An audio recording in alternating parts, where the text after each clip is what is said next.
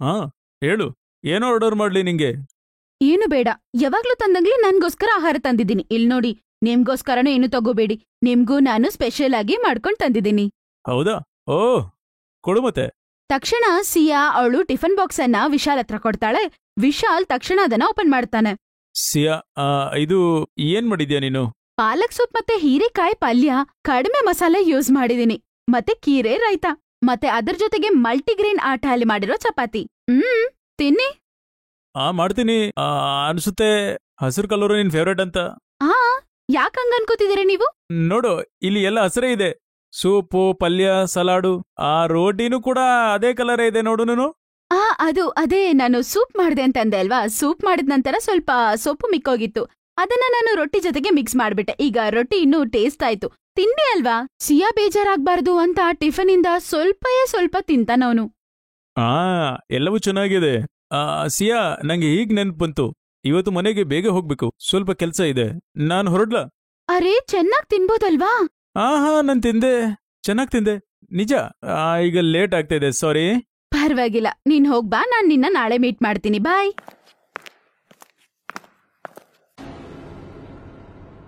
ಓ ಅಣ್ಣ, ಬೇಗ ಒಂದು ಪೆಟೀಸ್ ಮತ್ತೆ ಒಂದು ಪೇಸ್ಟ್ರೀಸ್ ಕೊಡಿ. ಮತ್ತೆ ಕೇಳಿ, ಒಂದು ಬಿಸಿ ಬಿಸಿ ಟೀ ಕೂಡ, ಮಲೈ ಹಾಕಿ.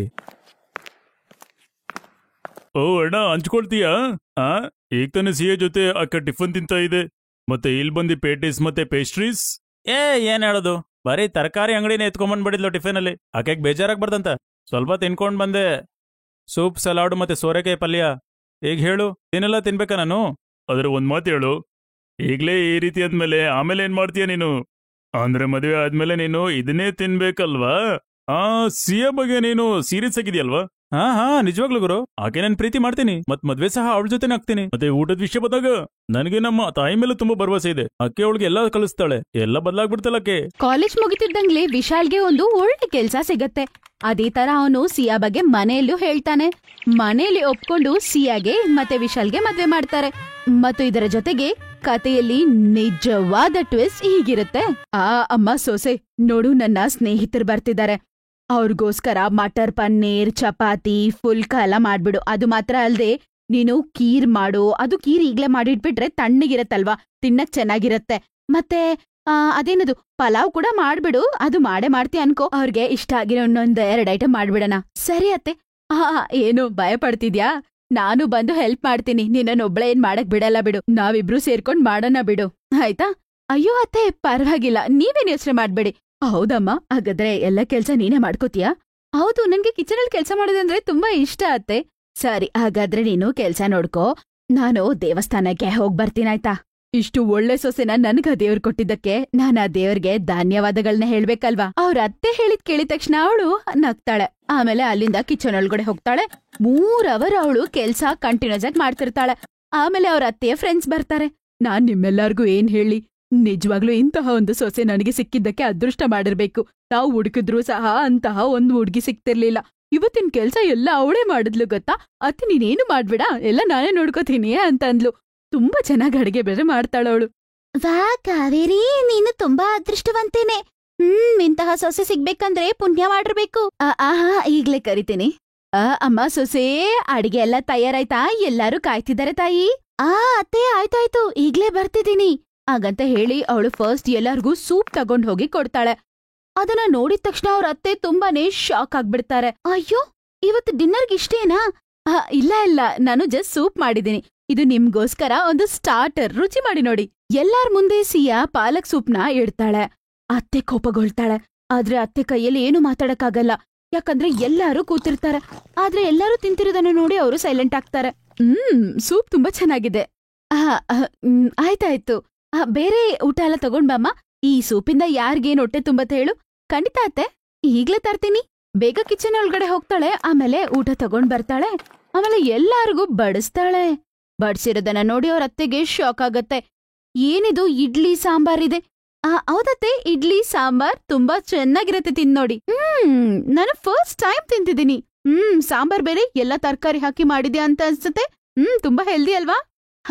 ನಾನು ತುಂಬಾ ತರಕಾರಿ ಹಾಕಿ ಮಾಡಿದೀನಿ. ಆ ಸಾಂಬಾರ್ ಎಲ್ಲರಿಗೂ ತುಂಬಾನೇ ಒಳ್ಳೇದು. ನ್ಯೂಟ್ರಿಷಿಯಸ್ ಕೂಡಾನು ಮತ್ತೆ ಸ್ಯಾಲೆಡ್ ಕೂಡ ಇದೆ. ಅವಳು ಬಡಿಸ್ತಾ ಬಡಿಸ್ತಾ ತುಂಬಾ ಸಂತೋಷ ಪಡ್ತಾಳೆ. ಆದ್ರೆ ಅತ್ತೆಗೆ ಮಾತ್ರ ತುಂಬಾ ಕೋಪ ಬರತ್ತೆ. ಅತ್ತೆ ಕೈಯಲ್ಲಿ ಏನು ಮಾತಾಡಕ್ಕಾಗೋದಿಲ್ಲ. ಆಮೇಲೆ ಅತ್ತೆ ಹೇಳಿದ್ದಲ್ಲ ಅವಳು ಮಾಡಿಲ್ಲ ಅಂತ ಅತ್ತೆಗೆ ಕೋಪ ಬೇರೆ. ಅತ್ತೆ ಅಂತಾರೆ, ಅಮ್ಮ ಸೊಸೆ ಕೀರ್ ಮಾಡಿ ಫ್ರಿಜ್ಜಲ್ಲಿ ಇಡಕ್ ಕೇಳಿದ್ದೆ ಅಲ್ವಾ, ತಗೊಂಡ್ ಬರ್ತೀಯಾ? ಈಗ್ಲೇ ತರ್ತೀನತ್ತೆ. ಅದನ್ನಾದ್ರೂ ಮಾಡಿಟ್ಟಿದ್ಯಲ್ವ, ತಗೊಂಡ್ ಬಾ. ಸ್ವಲ್ಪ ತಾದ್ಮೇಲೆ ಅವಳು ಕೀರ್ನ ತಗೊಂಡ್ಬಂದ್ ಎಲ್ಲಾರ ಮುಂದೆ ಇಡ್ತಾಳೆ. ಅದನ್ನ ನೋಡಿದ ತಕ್ಷಣ ಈ ಸರಿ ಅತ್ತೆಗೆ ಕಂಟ್ರೋಲ್ ಮಾಡ್ಕೊಳ್ಳೋದಕ್ಕೆ ಆಗಿಲ್ಲ. ಸಿಯಾ, ಏನ್ ಮಾಡಿಟ್ಟಿದ್ಯಾ? ನಾನ್ ಹೇಳಿದ್ ಏಳು ಮಾಡೇ ಇಲ್ಲ ನೀನು. ಕೀರ್ ಯಾಕೆ ಹಸಿರು ಕಲರಲ್ಲಿದೆ? ಇದು ಹೀರೆಕಾಯಿ ಹಾಕಿ ಮಾಡಿದೀನತ್ತೆ. ಇದು ತೆಂಗಿನ ಹಾಲಲ್ಲಿ ಮಾಡಿದೀನಿ. ಅದು ಮಾತ್ರ ಅಲ್ದೆ ಸ್ವೀಟ್ನೆಸ್ಗೆ ನಾನು ಖರ್ಜೂರ ಹಾಕಿದೀನಿ ಅತ್ತೆ. ಸಕ್ಕರೆಗೆ ಬದಲಾಗಿ ಯೂಸ್ ಮಾಡಿದೀನಿ. ಸಾಕು ಸಾಕು, ಬಾಯ್ ಮುಚ್ಚು. ಬಾ, ನಾನ್ ಮಾತಾಡ್ಬೇಕು ನಿನ್ನತ್ರ. ಕಾವೇರಿ ಸಿಯಾನ ಕಿಚನ್ಗೆ ಕರ್ಕೊಂಡ್ ಹೋಗ್ತಾಳೆ. ಸಿಯಾ ಹಿಂದ್ಗಡೆನೆ ನಡ್ಕೊಂಡ್ ಹೋಗ್ತಾಳೆ. ಆಮೇಲೆ ಅವ್ರತ್ತೆ, ಏನ್ ಕೆಲ್ಸ ಮಾಡಿಟ್ಟಿದ್ಯಾ? ನೆಂಟರ್ ಮುಂದೆ ನನ್ ಮಾನ ಮರ್ಯಾದೆನೇ ಹೋಯ್ತು. ಅವ್ರು ಹೋಗಿ ನಿಮ್ಮನೇಲಿ ಈ ಊಟ ಹಾಕಿದ್ರು, ಆ ಊಟ ಹಾಕಿದ್ರು, ಹಂಗಿತ್ತು ಹಿಂಗಿತ್ತು ಅಂತ ಹೇಳಿ ಎಲ್ಲರ ಹತ್ರ ಮಾತಾಡ್ತಾರೆ. ನೀನೇನಾದ್ರೂ ಪ್ರಯೋಗ ಮಾಡ್ಬೇಕಂತಿದ್ರೆ ಬೇರೆ ಏನಾದ್ರೂ ಮಾಡ್ಬೇಕಾಗಿತ್ತು. ಈ ರೀತಿ ನನ್ನ ನೋಡಕ್ ಬಂದಿರೋ ನನ್ ನೆಂಟರ್ ಮುಂದ್ರೆ ಮಾಡ್ಬೇಕಾಗಿರಲ್ಲ. ನೀನ್ ಮಾಡಿರೋದೆಲ್ಲ ನಾಶ ಆಗ್ಬಿಡ್ತು. ಈ ರೀತಿ ಅವಳು ಮತ್ತೆ ಮತ್ತೆ ಮತ್ತೆ ಸಿಯಾನ ಬೈತಾನೆ ಇರ್ತಾಳೆ. ಆದ್ರೆ ಅವಳು ಏನು ಮಾತಾಡೋದಿಲ್ಲ, ಸೈಲೆಂಟ್ ಆಗಿರ್ತಾಳೆ. ಕಾವೇರಿ, ಏನ್ ಮಾಡ್ತಿದ್ಯಾ? ಬಾ. ಬರ್ತಿದೀನಿ. ಆಮೇಲೆ ಸಿಯಾನ ನೋಡ್ಬಿಟ್ಟು ಅಲ್ಲಿಂದ ಅವ್ರತ್ತೆ ಕೋಪದಿಂದ ಹೋಗ್ಬಿಡ್ತಾರೆ. ಅರೇ, ನನ್ನನ್ನ ಕ್ಷಮಿಸಿ. ಇವತ್ತು ನನ್ನ ಸೊಸೆಗೆ ಏನೋ ಗೊತ್ತಿಲ್ಲ ಪಾಪ. ಅವಳೇನೋ ಹೊಸ ಎಕ್ಸ್ಪೆರಿಮೆಂಟ್ ಅದು ಇದಂತ ಹೊಸದಾಗ್ ಮಾಡ್ಬಿಟ್ಲು. ಅರೆ, ಏನ್ ಮಾತಾಡ್ತಿದ್ಯಾ? ಇಲ್ ನೋಡು, ನಾನ್ ಮನೇಲಿ ದಿನಾ ತಿನ್ನೋದೇ ತಿಂತಿದೀನಿ. ತಿಂದು ನನಗೆ ಡಯಾಬಿಟೀಸೇ ಹೆಚ್ಚಾಗಿದೆ. ಇಲ್ಲಿಗ್ ಬಂದು ಈ ಹುಡ್ಗಿ ಇಷ್ಟು ಚೆನ್ನಾಗ್ ರುಚಿಯಾಗಿ ಮಾಡ್ಕೊಟ್ಟಿದ್ದಾಳೆ. ಅದು ಮಾತ್ರ ಅಲ್ದೆ ಡಯಾಬಿಟೀಸ್ ಕೂಡ ನಮಗ್ ಕಂಟ್ರೋಲ್ ಆಗಿರುತ್ತೆ. ನಂಗೆ ನಿಜವಾಗ್ಲೂ ತುಂಬಾ ಸಂತೋಷವಾಗಿದೆ. ನನ್ನ ಸೊಸೆಗೆ ಕೂಡ ಈ ತರ ಅಡಿಗೆ ಹೇಳ್ಕೊಡಕ್ ಕೇಳಮ್ಮ ನಿಮ್ ಸೊಸೆನಾ. ಅರೆ ಕಾವೇರಿ, ಏನ್ ಮಾಡ್ತಿದ್ಯಾ? ಎಲ್ ಕಳ್ದೋಗಿದ್ಯಾ? ಹೌದಾ, ನಿಮ್ಗೆಲ್ಲರಿಗೂ ಇಷ್ಟ ಆಯ್ತಾ? ಅಯ್ಯೋ, ನಿಮ್ಗಿಷ್ಟ ಆದ್ರೆ ನನ್ಗೆ ಇನ್ನೇನ್ ಬೇಕು? ಹೌದು ಕಾವೇರಿ, ನಿಜವಾಗ್ಲೂ ಇದನ್ ತಿಂದು ನಮ್ಗ್ ಸಂತೋಷ ಆಗಿದೆ. ಈ ತರ ಒಂದು ಸೊಸೆ ಮನೆಗ್ ಬರ್ಬೇಕಂದ್ರೆ ನೀನು ಅದೃಷ್ಟ ಮಾಡ್ಕೊಂಡಿರ್ಬೇಕು ಕಾವೇರಿ. ನಮ್ಗೆ ಸಂತೋಷವಾಗಿದೆ.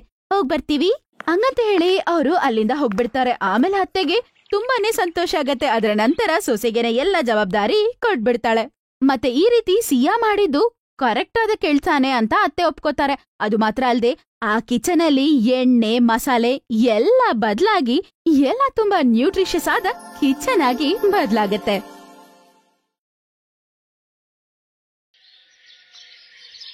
ಅಶುದೋಷ್, ನಿನ್ಗೇನಾದ್ರೂ ಅರ್ಥ ಆಗ್ತಿದ್ಯಾ? 1 ತಿಂಗಳು ಆ ಗ್ರಾಮದಲ್ಲಿರೋ ತುಂಬಾ ಕಷ್ಟ ಕಣೋ. ರಿಯಾ, ನೀನ್ ಏನ್ ಹೇಳ್ತಾ ಇದ್ಯಾ? ಜ್ಯೋತಿ ನನ್ನ ತಂಗಿ. ನಾವಂತೂ ಕೆಲವೇ ದಿನಕ್ಕೆ ರಜೆ ತಕೊಂಡು ಇಲ್ಲಿಗೆ ಮದ್ವೆಗ್ ಬಂದಿದೀವಿ.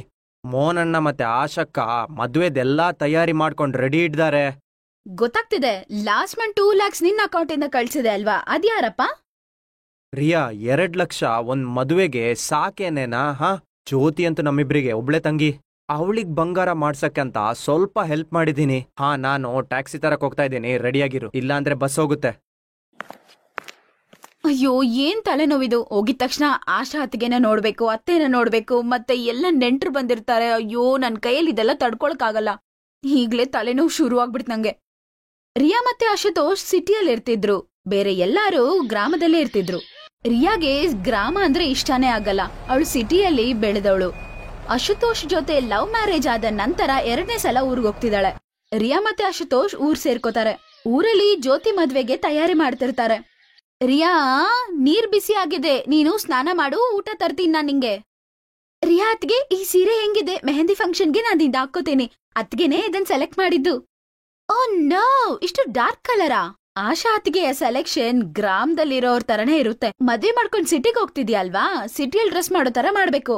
ಏನ್ ಮಾಡೋದತ್ತಿಗೆ, ನೀವು ಸಿಟಿಯಲ್ಲಿ ಇರ್ತೀರಾ. ನಾನ್ ಡ್ರೆಸ್ ಸೆಲೆಕ್ಟ್ ಮಾಡ್ಬೇಕಂದ್ರೆ ಅತ್ತೆ ಹೇಳೋದನ್ನೇ ತಗೋಬೇಕು. ನಾನ್ ನಿಮ್ ಹತ್ರ ಸಜೆಷನ್ ಕೇಳ್ಬೇಕಂತ ಯೋಚನೆ ಮಾಡ್ತಿದ್ದೆ. ಅಯ್ಯೋ, ಅದ್ರ ಬಗ್ಗೆ ಯಾಕೆ ಯೋಚನೆ ಮಾಡ್ತೀಯ ಬಿಡು. ನಾನೊಂದ್ ಸೀರೆ ತಂದಿದ್ದೀನಿ, ಸೂಪರ್ ಆಗಿದೆ. ನನ್ ಗೊತ್ತಿತ್ತು ಓಲ್ಡ್ ಫ್ಯಾಷನ್ ಸ್ಯಾರೀಸೇ ನಿನ್ ಮನೇಲಿ ಇಸ್ಕೊಟ್ಟಿರ್ತಾರೆ ಅಂತ. ಅದಕ್ಕೆ ನಿನ್ಗೋಸ್ಕರ ಒಂದು ಸೂಪರ್ ಪೀಸ್ ತಂದಿದ್ದೀನಿ, ಅದನ್ ನೋಡು. ಇವಾಗ್ಲೇ ನಿಂಗ್ ತೋರಿಸ್ತೀನಿ, ಆಯ್ತಾ? ರಿಯಾ ತಂದಿರುವ ಸ್ಯಾರಿನ ತೆಗೆದು ಜ್ಯೋತಿಗೆ ಕೊಡ್ತಾಳೆ. ಜ್ಯೋತಿ ಆಶಾ ಕೊಟ್ಟಿರುವ ಸೀರೆನ ಪಕ್ಕದಲ್ಲಿಟ್ಬಿಟ್ಟು, ವಾವ್ ಅತ್ಗೆ, ಈ ಸೀರೆ ತುಂಬಾ ಚೆನ್ನಾಗಿದೆ. ನಾನು ಫಂಕ್ಷನ್ ಅಲ್ಲಿ ಖಚಿತವಾಗ್ಲೂ ಇದನ್ನೇ ಕಟ್ಕೋತೀನಿ. ಆಶಾಯನ ಕಣ್ಣಲ್ಲಿ ನೀರ್ ಬಂದಿತ್ತು, ಆದ್ರೆ ಕಂಟ್ರೋಲ್ ಮಾಡ್ಕೋತಾಳೆ. ಇನ್ನೊಂದ್ ಕಡೆ ರಿಯಾ ಅವಳನ್ನ ನೋಡಿ ನಗ್ತಾಳೆ. ಇಲ್ಲಿರೋವರೆಗೂ ಇವಳಿಗೆ ಇದೇ ರೀತಿ ಐಸ್ ಹಚ್ಕೊಂಡಿದ್ರೆ ಏನ್ ಕೆಲ್ಸ ಮಾಡೋದ್ ಬೇಕಾಗಿರಲ್ಲ. ಹಿಂಗೆ ಹೆಂಗಾದ್ರೂ ತಪ್ಸ್ಕೊಂಡ್ ಹೋಗ್ಬಿಡ್ಬೇಕಪ್ಪ. ಇದೇ ಕರೆಕ್ಟ್. ಇಲ್ಲ ಅಂದ್ರೆ ಇಲ್ಲಿ ಕೆಲ್ಸ ಯಾರ್ ಮಾಡ್ತಾರೆ? ರಿಯಾ ಮದ್ವೆಲ್ ಮಾಡುವ ಯಾವ ಕೆಲ್ಸದಲ್ಲೂ ಸಪೋರ್ಟಿವ್ ಆಗಿರ್ಲಿಲ್ಲ. ಎಲ್ಲಾ ಜಾಗದಲ್ಲೂ ತಪ್ಸ್ಕೊಂಡ್ಬಿಡ್ತಿದ್ಲು. ರಿಯಾ, ಆಶಾ ಅತ್ಗೆ ಅಷ್ಟು ಕೆಲ್ಸ ಮಾಡ್ತಾ ಇದ್ದಾರೆ, ನೀನು ಸ್ವಲ್ಪನಾದ್ರೂ ಕೆಲ್ಸ ಮಾಡಮ್ಮ. ನೋಡ್ತಿದೀನಿ ಆಶುತೋಷ್, ನಾನು ಜ್ಯೋತಿಗೆ ಸಹಾಯ ಮಾಡ್ತಿದ್ದೀನಿ. ಆ ಅಣ್ಣ ರಿಯಾ ಅತ್ಗೆ ನನ್ಗೆ ಹೆಲ್ಪ್ ಮಾಡ್ತಿದ್ದಾರೆ. ಅತ್ಗೆ ಇದಾರಲ್ವಾ, ಅವ್ರು ಮಾಡ್ಕೋತಾರೆ ಎಲ್ಲಾ ಕೆಲ್ಸ ಬಿಡಿ. ನೆಂಟ್ರನ್ನ ನೋಡ್ಕೊಳ್ಳೋದು, ಮನೆ ಕೆಲ್ಸ ಎಲ್ಲ ಅವರೇ ಮಾಡ್ಕೋತಾರೆ. ಆಶಾ, ಹೋಗಿ ನೀನು ಸ್ವಲ್ಪ ರೆಡಿ ಆಗಮ್ಮ. ಮತ್ತೆ ಫಂಕ್ಷನ್ ಟೈಮ್ ಆಗ್ಬಿಟ್ರೆ ರೆಡಿ ಆಗಕ್ ಟೈಮ್ ಇರಲ್ಲ. ಟೀ ಕಾಫಿ ವಿಷಯ ರಿಯಾ ನೋಡ್ಕೋತಾಳೆ. ಅವಳು ರಿಯಾ ಅಲ್ಲಿ ಜ್ಯೋತಿಗೆ ಹೆಲ್ಪ್ ಮಾಡ್ತಿದ್ದಾಳೆ ಅತ್ತೆ, ಅದಕ್ಕೆ ನಾನೇ ಮಾಡ್ತಿದ್ದೀನಿ. ಬಂದಾಗಿಂದ ಅವಳ್ದು ಇದೇ ಕೆಲ್ಸ ಆಗ್ಬಿಡ್ತು. ರೂಮಲ್ಲಿ ಕುತ್ಕೊಳ್ಳೋದು, ಏನೋ ಫಾಲ್ತು ಕೆಲ್ಸಗಳು ಮಾಡ್ತೀನಂತ ಅನ್ನೋದು. ಅಲ್ಲಿ ರೆಡಿ ಮಾಡೋರು ಬಂದಿದಾರಲ್ವಾ, ಇವಳ್ಗೇನ್ ಕೆಲ್ಸ ಇದೆ ಅಲ್ಲಿ? ಜ್ಯೋತಿ, ನಿನ್ನ ಈ ಸ್ಯಾಂಡಲ್ ನೀನು ನನ್ ರೂಮಲ್ಲೇ ಇಟ್ಬಿಟ್ಟಿದ್ಯಾ ಕಣೆ. ಮತ್ತೆ ನಾನ್ ಮರ್ತೋಗ್ತೇನೆ, ನಾನು ಕೆಲ್ಸದಲ್ಲಿ ಬ್ಯುಸಿ ಆಗ್ತೀನಿ. ಅದಕ್ಕೆ ಇಲ್ಲೇ ಇಟ್ಕೋ. ಅದ್ಕೆ ಬೇಡ, ಇದು ನಮಗ್ ಬೇಕಾಗಿಲ್ಲ. ಈ ಓಲ್ಡ್ ಫ್ಯಾಷನ್ ನಿನ್ನ ಹತ್ರನೇ ಇಟ್ಕೋ. ಇವಳಿಗೆ ಹೈ ಹೀಲ್ಸ್ ಇಸ್ಕೊಟ್ಟಿದೀನಿ. ಅವಳು ಶಾರ್ಟ್ ಆಗಿದ್ದಾಳಲ್ವಾ, ಹೈ ಹೀಲ್ಸ್ ಹಾಕೊಂಡ್ರೇನೆ ಅವಳು ಚೆನ್ನಾಗ್ ಕಾಣಿಸ್ತಾಳೆ. ಆಶಾ ಅತ್ಗೆ, ನನ್ಗೂ ಈ ಚಪ್ಲಿ ಇಷ್ಟ ಆಯ್ತು. ಹೈ ಹೀಲ್ಸ್ ಬೇರೆ ಅಲ್ವಾ? ಆಶಾ ಪಾಪ ಏನ್ ಮಾತಾಡ್ತಾಳೆ? ಎಲ್ಲಾ ನೆಂಟ್ರಲ್ನೆಲ್ಲ ನೋಡ್ಕೋತಾ ಇದ್ಲು. ಆದ್ರೆ ರಿಯಾ ತುಂಬಾ ಛಲಾಕಿಯಾಗಿ ಕೆಲ್ಸದಿಂದ ತಪ್ಸ್ಕೊಂಡ್ಬಿಡ್ತಾಳೆ. ಹುಡ್ಗ ಮನೆಯವರು ಬರೋ ಸಮಯ ಆಯ್ತು. ಎಲ್ಲಾರು ರೆಡಿ ಆಗಿದ್ರು. ರಿಯಾ ಜ್ಯೋತಿನ ಒಬ್ಳೆ ಬಿಟ್ಬಿಟ್ಟು ಅವಳು ರೆಡಿ ಆಗ್ಬೇಕಂತ ಹೋಗ್ಬಿಡ್ತಾಳೆ. ಆಶಾ, ಹುಡ್ಗ ಮನೆಯವ್ರು ಬರಕ್ಕೆ ಸಮಯ ಆಯ್ತಮ್ಮ. ಜ್ಯೋತಿ ಜೊತೆ ಯಾರಿದ್ದಾರೆ? ರಿಯಾ ಇರ್ಬೇಕನ್ಸತ್ತೆ ಅತ್ತೆ. ಅಮ್ಮ, ನೆಂಟ್ರು ಬಂದ್ರು. ನೀವು ಹೋಗಿ ಅತ್ತೆ, ನಾನು ಆರ್ತಿ ತಟ್ಟೆ ಎತ್ಕೊಂಡ್ ಬರ್ತೀನಿ, ಆಯ್ತಾ? ಎಲ್ಲಾರು ಹುಡ್ಗ ಮನೆಯವ್ರನ್ನ ಸ್ವಾಗತ ಮಾಡೋದ್ರಲ್ಲಿ ಬ್ಯುಸಿ ಆಗ್ಬಿಡ್ತಾರೆ. ಅಯ್ಯೋ, ಏನ್ ಲೋಕಲ್ ಪೀಪಲ್ ಅಪ್ಪ, ಇಂಥ ಪಾರ್ಲರ್ ಅವ್ರನ್ನ ಕರ್ಸಿದ್ದಾರೆ. ನನ್ ಮೇಕಪ್ ಎಲ್ಲ ಸ್ಪಾಯ್ಲ್ ಆಯ್ತು ನೋಡೀಗ. ಸರಿ, ಈಗ ಜ್ಯೋತಿ ರೂಮ್ಗೆ ಹೋಗ್ಬೇಕು ಬೇಗ. ರಿಯಾ ಜ್ಯೋತಿನ ರೂಮ್ಗೆ ಹೋಗ್ತಾಳೆ. ಮತ್ತೆ ಪ್ರಿಯಾ, ಹುಡ್ಗನ್ ಮನೆಯವ್ರು ಬಂದ್ಬಿಟ್ರು. ನೀನು ಜ್ಯೋತಿನ ಕರ್ಕೊಂಡ್ ಬಾ, ನಾನು ಆರ್ತಿ ತಗೊಂಡ್ ಹೋಗ್ತೀನಿ. ಬಂದ್ಲಮ್ಮ ನನ್ಗೆ ರೂಲ್ಸ್ ಹಾಕಕ್ಕೆ. ಏನಮ್ಮ, ನೀನು ಆರ್ತಿ ಎತ್ಕೊಂಡೋಗಿ ಅಲ್ಲಿ ನಿಂತ್ಕೋಬೇಕು, ಈ ಅಮ್ಮನ್ನ ಕರ್ಕೊಂಬರೋದು ನಾನಾ? ಜ್ಯೋತಿ, ನಿಮ್ ಅತ್ತೆ ಮನೆಯವರು ಸಿಟಿ ಅವ್ರಲ್ವಾ? ನಿಮ್ಮ ಅತ್ಗೆಗೆ ಸಿಟಿ ಅವ್ರ ಬಗ್ಗೆ ಏನು ಗೊತ್ತಿಲ್ಲ ಅನ್ಸತ್ತೆ. ನಾನ್ ಆರ್ತಿ ಎತ್ಕೊಂಡು ಹೋದ್ರೆ ಅವ್ರಿಗೆ ಕರೆಕ್ಟ್ ಆಗಿರುತ್ತೆ ಅಂತ ಅನ್ಸತ್ತೆ. ಮತ್ತೆ ಅವ್ರಿಗೆ ನಿನ್ಮೇಲೆ ಒಳ್ಳೆ ಇಂಪ್ರೆಷನ್ ಕೂಡ ಬರುತ್ತೆ. ಇದು ಸರಿಯಾಗಿರುತ್ತೆ. ಆಶಾ ಅತ್ಗೆ, ನೀವು ರಿಯಾ ಕೈಯಲ್ಲಿ ಕೊಟ್ಬಿಡ್ತೀರಾ? ಆದ್ರೆ ಅರೆ ಕೊಡಮ್ಮ, ನೀನು ಇವಳನ್ನ ಕರ್ಕೊಂಡ್ ಬಾ ಸಾಕು. ರಿಯಾ ಆಶಾ ಕೈಯಿಂದ ಆರ್ತಿ ತಟ್ಟೆನ ಕಿತ್ಕೊಂಡು ಅಲ್ಲಿಂದ ಅವ್ರಿಗೆ ಸ್ವಾಗತ ನೀಡಕ್ ಹೋಗ್ಬಿಡ್ತಾಳೆ. ರಿಯಾ, ಆಶಾ ಎಲ್ಲಮ್ಮ? ಅವಳು ಕಾಣಿಸ್ಕೊತಾನೆ ಇಲ್ಲ. ಆಶಾ ಅತ್ಗೆ ಏನಂತಿದಾರಂದ್ರೆ ಅವ್ರಿಗೆ ಸಿಟಿ ಅವ್ರ ಕಲ್ಚರ್ಸ್ ಎಲ್ಲ ಏನು ಗೊತ್ತಿಲ್ಲ ಅಂತ. ಅದಕ್ಕೆ ಆರ್ತಿ ನನ್ನನ್ ತೆಗಿಯಕ್ ಕಳ್ಸಿದ್ರು. ಅವ್ರು ಅಲ್ಲೇ ಇದಾರೆ ಜ್ಯೋತಿ ಜೊತೆ. ಆಶಾ ಜ್ಯೋತಿ ಜೊತೆ ರೂಮಲ್ಲಿ ಇರ್ತಾಳೆ. ರಿಯಾ ಜ್ಯೋತಿ ಅವ್ರ ಅತ್ತೆ ಮನೆಯಿಂದ ಬಂದಿರುವ ಹೆಂಗಸರ್ ಜೊತೆ ಮಾತಾಡ್ತಿರ್ತಾಳೆ. ಅಶುತೋಷ್ ಮಗ್ನೆ, ರಿಯಾಗೆ ಏನ್ ಹೇಳಿದ್ರು ಅವಳಿಗೆ ಅರ್ಥ ಆಗಲ್ಲ. ಇವಾಗ ಮಧ್ಯದಲ್ಲಿ ಹೋಗಿ ಅವಳನ್ನ ಹೇಳ್ಕೊಂಬರಕ್ಕೂ ಆಗೋದಿಲ್ಲ. ನೀನೊಂದ್ ಕೆಲ್ಸ ಮಾಡು, ಹೋಗಿ ಆಶಾಗ್ ಹೇಳಿ ಜ್ಯೋತಿನ ಕರ್ಕೊಂಬರಕ್ ಹೇಳು. ಸರಿ ಅಮ್ಮ, ನಾನು ಈಗ್ಲೇ ಹೇಳ್ಬರ್ತೀನಿ. ಸ್ವಲ್ಪ ಹೊತ್ತಾದ್ಮೇಲೆ ಆಶಾ ಜ್ಯೋತಿನ ಕರ್ಕೊಂಡು ಆಚೆ ಬರ್ತಾಳೆ. ಸ್ಟೇಜ್ ಹತ್ತಕ್ಕೆ ಇನ್ನ ಸ್ವಲ್ಪ ದೂರ ಇರುತ್ತೆ. ಆಗ ಅವಳ ಹೀಲ್ ಒಡ್ದೋಗತ್ತೆ. ಅವಳು ಕೆಳಗಡೆ ಬೀಳಕ್ ಹೋಗ್ತಾಳೆ. ಅವಾಗ ಆಶಾ ಹಿಡ್ಕೊಂಡ್ಬಿಡ್ತಾಳೆ. ಆಶಾ ಅತ್ತಿಗೆ, ಅಯ್ಯೋ ಭದ್ರಮ್ಮ, ಏನಾಯ್ತು? ಅದು ನನ್ ಸ್ಯಾಂಡಲ್ ಒಡ್ದೋಯ್ತಂತ ಅನ್ಸತ್ತೆ. ಅಯ್ಯೋ ದೇವ್ರೆ, ಇವಾಗ ಏನ್ ಮಾಡುದು? ಸ್ಟೇಜ್ ಬೇರೆ ಇಲ್ಲೇ ಇದೆ. ಯಾರಿಗಾದ್ರೂ ಗೊತ್ತಾದ್ರೆ ತುಂಬಾ ಅವಮಾನ ಆಗತ್ತೆ. ವಾಪಸ್ ಕೂಡ ಹೋಗಕ್ಕಾಗಲ್ಲ. ಒಂದ್ ಕೆಲ್ಸ ಮಾಡು, ಸೈಲೆಂಟ್ ಆಗಿ ನನ್ ಚಪ್ಲಿ ಹಾಕೊಂಡ್ಬಿಡು. ಸ್ವಲ್ಪತ್ಗೆ ಅದೇ ಯಾಕೋ. ಅಯ್ಯೋ ಅತ್ಗೆ, ಆದ್ರೆ ನೀವು ಚಪ್ಲಿ ಇಲ್ದೆ ಹೆಂಗ್ ನಡೀತೀರಾ? ಅರೇ ಪರ್ವಾಗಿಲ್ಲ, ನಾನ್ ನೋಡ್ಕೋತೀನಿ. ಫಂಕ್ಷನ್ ಆದ್ಮೇಲೋ ಇಲ್ಲ ಯಾವಾಗ್ಲೋ ನಿಮ್ಮ ಅಣ್ಣನ್ನ ಕಲ್ಸಿ ತಗೊಂಬರಕ್ ಹೇಳ್ತೀನಿ. ಆಶಾ, ನೀನು ಇವಳಿಗೋಸ್ಕರ ಹೊಸ ಸ್ಯಾಂಡಲ್ ತಂದೆ ಅಲ್ವಾ? ಅದು ತುಂಬಾ ಚೆನ್ನಾಗಿತ್ತು. ಅದೇಂಗ್ ಹೊಡ್ದೋಯ್ತು ಇವಾಗ? ಕೆಳಗಡೆ ಏನಾದ್ರೂ ಬಿದ್ದಿದ್ರೆ ಅವಮಾನ ಆಗ್ಬಿಡ್ತಿತ್ತು. ಎಲ್ಲ ನಾಶ ಆಗ್ಬಿಡ್ತಿತ್ತು ನೋಡು. ಸ್ವಲ್ಪ ಕಾಸ್ಟ್ಲಿ ಚಪ್ಲಿನೇ ತಗೊಂಬರ್ಬೇಕಾಗಿತ್ತಲ್ವಾ? ನೀನ್ ತುಂಬಾನೇ ಓವರ್ ಆಗಿ ಮಾಡ್ತೀಯ. ನೀನ್ ಹಿಂಗ್ ಮಾಡ್ತೀಯ ಅಂತ ಅನ್ಕೊಂಡಿರಿಲ್ಲ. ಕಾಸ್ ಮಿಕ್ಸೋದಕ್ಕೋಸ್ಕರ ಲೋಕಲ್ ಚಪ್ಲಿ ತಂದ್ಕೊಟ್ಟಿದ್ಯಾ ನೀನು. ಇಷ್ಟೋರ್ ತಪ್ಪು ನೀನ್ ಹೆಂಗ್ ಮಾಡ್ದೆ ಹೇಳು? ಅವಾಗ ರಿಯಾ ಅಲ್ಲಿಗ್ ಬರ್ತಾಳೆ. ಎಲ್ಲ ಕೇಳಿಸ್ಕೊಂಡಿರ್ತಾಳೆ. ಅವಾಗ ರಿಯಾ ಆಶಾನ ನೋಡಿ, ಗೊತ್ತಿಲ್ಲ ಅತ್ತೆ, ನಾನು ಒಳ್ಳೆ ಕಾಸ್ಟ್ಲಿ ಅಂಗಡಿಯಲ್ಲೇ ತಗೊಂಡ್ ಬಂದೆ. ಇದೆಂಗ್ ಹೊಡ್ದೋಯ್ತೋ ನನ್ಗೆ ಅರ್ಥ ಆಗ್ತಿಲ್ಲ. ನನಗೆ ಬೇಜಾರಾಗ್ತಿದೆ, ನನ್ನ ಕ್ಷಮಿಸ್ಬೇಡಿ. ಆಶಾ ಅತ್ತಿಗೆ, ಆದ್ರೆ ಇದು ಸರಿ ಸರಿ ಸುಮ್ನೆ ರೀ, ನೋಡ್ಕೊಳ್ಳೋಣ. ಎಲ್ಲಾರು ನಿಮ್ಮನೆ ನೋಡ್ತಿದ್ದಾರೆ. ಜ್ಯೋತಿನ ಫಸ್ಟ್ ಸ್ಟೇಜ್ ಮೇಲೆ ಕರ್ಕೊಂಡ್ ಹೋಗಿ. ರಿಯಾಗೆ ತುಂಬಾ ಅವಮಾನ ಆಗ್ಬಿಡುತ್ತೆ. ಅವಳು ಮಾಡಿರುವ ಕೆಲ್ಸದಿಂದ ಇವತ್ತು ಜ್ಯೋತಿಗೆ ಅವಮಾನ ಆಗ್ತಿತ್ತು. ಆದ್ರೆ ಆಶಾ ಕಾಪಾಡ್ಬಿಟ್ಲು. ಮದ್ವೆ ನಡೀತಿರುವ ಸಮಯದಲ್ಲಿ ಆಶಾ ಕಾಲಲ್ಲಿ ಚಪ್ಲಿ ಇರ್ಲಿಲ್ಲ. ಆದ್ರೆ ಸೀರೆ ಲಾಂಗ್ ಆಗಿರೋದ್ರಿಂದ ಯಾರಿಗೂ ಆ ವಿಷಯ ಗೊತ್ತೇ ಆಗಿಲ್ಲ. ಸ್ವಲ್ಪತ್ತಾದ್ಮೇಲೆ ಮೋಹನ್ ಮನೆಯಿಂದ ಚಪ್ಲಿ ತರ್ತಾನೆ. ಮತ್ತೆ ಆಶಾ ಆ ಚಪ್ಲಿ ಹಾಕೋತಾಳೆ. ತುಂಬಾ ಧೂಮ್ ಧಾಮ್ ಆಗಿ ಜ್ಯೋತಿವಿನ ಮದ್ವೆ ಕೂಡ ನಡೆದು ಮುಗಿದೋಗ್ಬಿಡುತ್ತೆ. ಆಶಾ ಅತ್ತಿಗೆ, ನಾನೇನಾದ್ರೂ ತಪ್ಪು ಮಾಡಿದ್ರೆ ನನ್ನ ದಯವಿಟ್ಟು ಕ್ಷಮಿಸು. ನೀವು ನಿಜವಾಗ್ಲೂ ತುಂಬಾ ಲವ್ವಿಂಗ್ ಅತ್ತಿಗೆ. ರಿಯಾ ಅತ್ತಿಗೆ, ಆಶಾ ಅತ್ತಿಗೆ ತುಂಬಾ ಒಳ್ಳೆಯವರು.